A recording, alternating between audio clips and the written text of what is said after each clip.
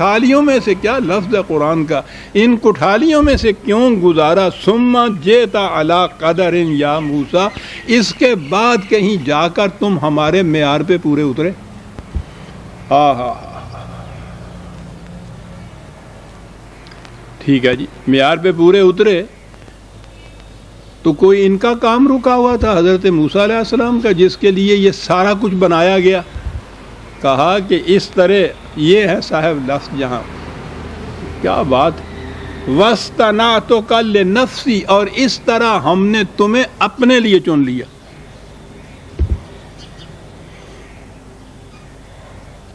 خدائے قادر و مطلق کائنات کی ہر شے اس کے قبضہ قدرت میں، اس کو اس کی کیا ضرورت پڑی ہوئی ہے کہ ایک انسان کو اس کی پیدائش کے زمانے سے تیار کرتا چلا جا رہا ہے، ان مراحل سے گزارتا چلا جا رہا ہے، ان بھٹیوں سے اس کو نکالتا چلا جا رہا ہے، پھر وہ جا کے ایک مکمل انسان بنتا ہے.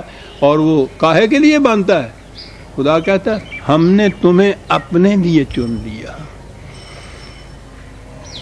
سطحی نگاہ پہ یوں نظر آتا ہے جیسے اللہ میاں کا کوئی کام معاذ اللہ اٹکا ہوا تھا اور وہ تنہا اس کو کر نہیں سکتا تھا، ضرورت تھی کسی اور کی. اس طرح سے اس کو تیار کیا ایک رسول کو، اور پھر اس کو کہا کہ لو بھئی یہ ہمارا کام ہے، یہ اب تم کر دو. ہم سے اکیلے نہیں ہو سکتا تھا، یا ہم سے ہو ہی نہیں سکتا تھا، تم کر سکتے ہو. خدا کے متعلق تو یہ تصور ہی نہیں. بڑی عظیم چیز، رسول کو خدا اپنے کسی کام کے لیے تیار کرتا ہے.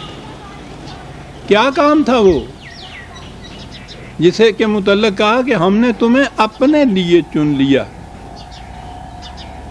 کہا کہ ارشاد فرمائیے، کہا اذهبا الی فرعون انہ طغی، جاؤ فرعون کی طرف، وہ بہت سرکش ہو گیا ہے، دودھ فراموش ہو گیا ہے، ساحل آشنا ہو گیا ہے، اس کی طغیانیاں نوع انسانی کو سیلاب کی طرح بہا کے لیے چلی جا رہی ہیں.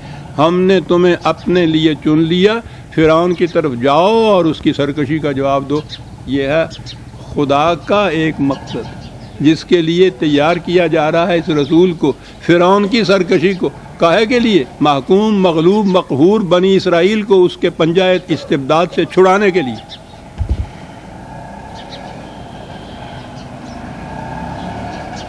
مقصد ہے خداوندی. یہ دوسرے مقام پہ ہے کہ ہم نے چاہا کہ بنی اسرائیل کے اوپر اپنا احسان کریں اور ہم نے پھر یہ انتظام کیا. یعنی ایسے مشیت خداوندی ہے یہ کہ بنی اسرائیل کو فرعون کے چنگل سے آزاد کرایا جائے. مشیت خداوندی تھی. غور کیجئے عزیزان ایمان، خدا کے پروگرام، مشیت خداوندی ہو جس کی یہ کیفیت ہے کہ وہ کسی شے ارادہ بے شأن، وہ تو اگر ارادہ ہو کسی شے کا تو فیقول لہ کن فیکون، وہ تو اس وقت وجود میں آ جاتی ہے. تو مشیت خداوندی اگر یہ تھی کہ فرعون کی طغیانیوں کو ساحلوں کے اندر پابند کیا جائے، بنی اسرائیل کو اس کے استبداد کے پنجے سے چھڑایا جائے، اگر مشیت خداوندی تھی تو اس کے از خود بروئے کار آ جانے میں کون سی چیز مانے ہو سکتی تھی؟ خدا کی مشیت کے راستے میں کوئی کھڑا ہو سکتا تھا؟ تو اب بات کیا ہوئی؟ انسانوں کی دنیا میں خدا اپنی مشیت کو انسانوں کے ہاتھوں سے پورا کراتا ہے.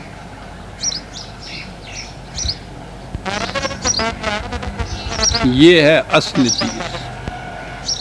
اسے سمجھ لینے سے قرآن کے بے شمار مقامات سمجھ میں آ جاتے ہیں. منسوب وہ اپنی طرف کرتا ہے، ہم نے یہ کیا، ہم نے یہ کیا، ہم نے فرعون کی طغیانیوں کا اس کو مزہ چکایا، ہم نے اس کی تباہی کا سامان پیدا، ہم نے اس کے ساتھ یہ کیا، وہ ہم نے یہ کچھ کرتا ہے. اور ہم نے کی کیفیت یہ ہے کہ وہ تیار کر رہا ہے ایک شخص کو اس مقصد کے لیے، وہ کہتا ہے وہ جاؤ جو ہم نے کرنا تھا کرو جا کے. تقدیر کی گرہیں کھل جاتی ہیں عزیزان ایمان اس مشکل ترین مسئلے کی، جو ارسطو کے زمانے سے لے کے حضور کے وقت تک نہیں، آج تک بھی فلاسفروں کے نزدیک لا ينحل مسئلہ بنا ہوا ہے. قرآن یوں اس کو گرہ کو کھول کے رکھ دیتا ہے. کیونکہ مشیت اس کی وہ ہوتی ہے، اس لیے وہ اپنی طرف منسوب کرتا ہے کہ ہم نے یہ کرنا تھا. وہ خود بخود نہیں کرتا آ کر. اتنی بڑی قدرت، اتنا بڑا اقتدار خود بخود کرنے کا اتنا اقتدار رکھنے کے باوجود وہ خود نہیں کرتا. انسانوں کی دنیا میں آ کے وہ اپنی مشیت کو انسانوں کے ہاتھوں سے پورا کراتا ہے.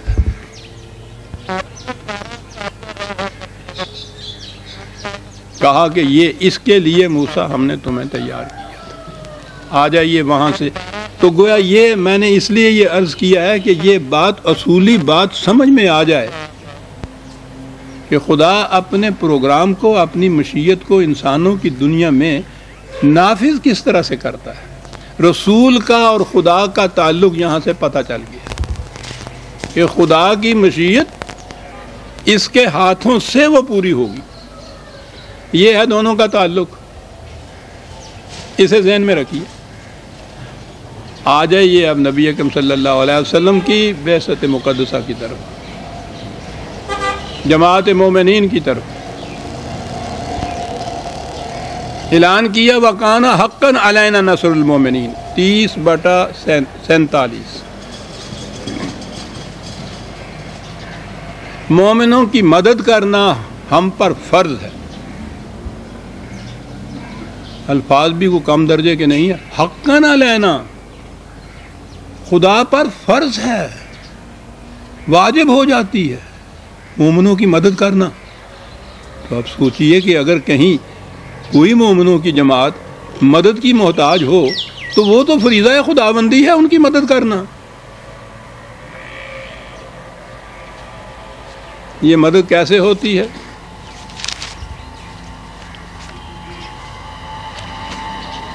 مکے کے مسلمان وہاں کی اذیتیں برداشت کرتے کرتے ایک حصہ تو ان کا ایسا تھا وہ ہجرت کر کے مدینے چلا گیا، وہاں جا کے انہوں نے اپنی مملکت بھی قائم کر لی. یہ دوسرا حصہ ابھی مکے میں رہ گیا. مکے والے پہلے ہی کچھ کام اذیتیں نہیں دیتے تھے. جب یہ دیکھا کہ ان کے ایک گروہ نے وہاں مملکت قائم کر لی ہے، یہ یہاں ہیں تو ان کا آپس کا رشتہ ہے، تو آپ سوچئے کہ ان کے ساتھ وہ کیا نہیں کرتے ہو. کہا یہ کہ ان مکے کے مستضعفین نے، مظلوموں نے خدا سے فریاد کی کہ ہمارے لیے کچھ انتظام کر، ہم یہاں سے نکل نہیں سکتے، کوئی ہماری مدد کو آ نہیں سکتا، اور یہاں کی اذیتیں اور تکلیفیں ناقابل برداشت ہو گئی ہیں. میں سمجھتا ہوں کہا ہوگا کہ تم نے تو کہا حقاً علینا نصر المومنین، مدد کرنا ہم پر واجب ہو گئی ہوئی ہے، تو اپنا وہ فریضہ آپ کب ادا کریں گے؟ خاک ہو جائیں گے ہم تم کو خبر ہونے تک. معلوم ہے کیا جواب دیا؟ ان سے کچھ نہیں کہا. مدینہ کے مسلمانوں سے کہا کہ جن کے پاس اب اتنا سامان ہو گیا تھا کہ وہ اپنی مدافعت بھی کرتے اور دوسرے کی مدد بھی. مدینہ کے مسلمانوں سے کہا کہ مالکم لا تقاتلون فی سبیل اللہ، وہ تمہیں کیا ہو گیا ہے ان کی مدد کے لیے اٹھتے نہیں ہو؟ یعنی وہ خدا سے پکار رہے ہیں ہماری مدد کر. خدا نے کہہ رکھا ہے کہ ہم پر واجب ہو جاتی ہے یہ مدد مومنین کی، وہ پکار رہے ہیں. خدا کیا کر رہا ہے؟ مدینہ کے مسلمانوں سے کہتا ہو کیا ہو گیا ہے تمہیں؟ آگے ہے بات والمستضعفین من الرجال والنساء والولدان الذین یقولون ربنا اخرجنا من هذه القرية الظالم اهلها واجعل لنا من لدنك وليا واجعل لنا من لدنك نصيرا ہوگا. کہا سنتے نہیں ہو کہ وہ وہاں مکے کے مظلوم کس طرح سے پکار رہے ہیں ہمیں کہ اے خدا یہاں سے نکالنے کا کوئی سامان پیدا کر، یہاں رہتے ہوئے ہمارے لیے کوئی مددگار کہیں پیدا کر، کوئی مدد کا انتظام کر. وہ سنتے نہیں ہو مدینے کے مسلمانوں، وہ کس طرح خدا ہمیں پکار رہے ہیں اور تم اٹھتے نہیں ہو. بات صاف ہو گئی.